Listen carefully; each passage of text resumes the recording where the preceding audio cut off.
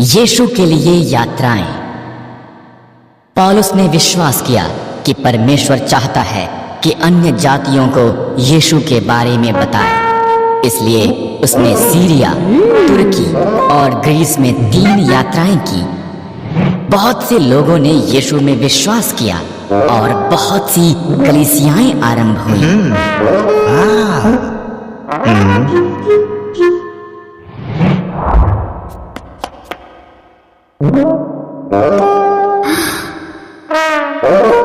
कई सालों के बाद पौलुस यरूशलेम को वापस आया।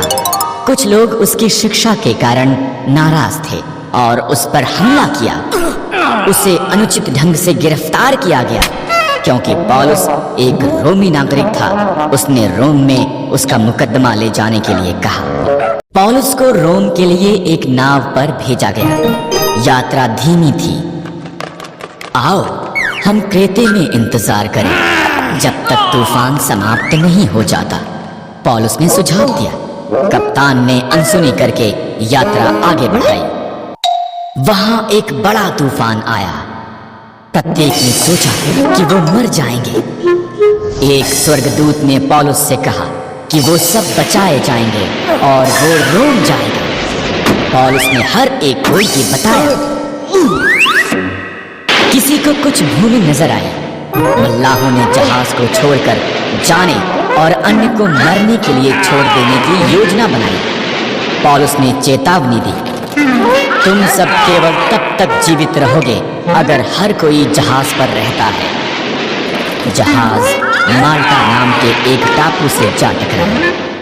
सिपाही अगर कैदी भाग जाते हैं तो सजा मिलने के डर में थे, इसलिए उन्होंने उन्हें मार देने की योजना बनाई। पर उनका सेनापति पौलुस को पसंद करता था, इसलिए उसने उसके मनुष्यों को उन्हें जीवित रखने के लिए कहा। वो लड़खड़ाते किनारे पर आए। ठीक जैसा कि पौलुस ने कहा था, प्रत्येक जीवित था। माल्टा के हाकिम ने उन्हें साथ रहने की अनुमति दी। उसका पिता बीमार था। जब पौलुस ने उसके लिए प्रार्थना की, परमेश्वर ने उसे चंगा किया। वो एक और जहाज पर चढ़े और रोम की तरफ निकल पड़े, जहां पर पौलुस को एक घर में हथकड़ी में रखा गया।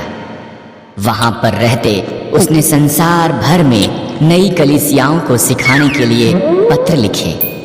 उसके पत्र अब बाइबल में शामिल हैं।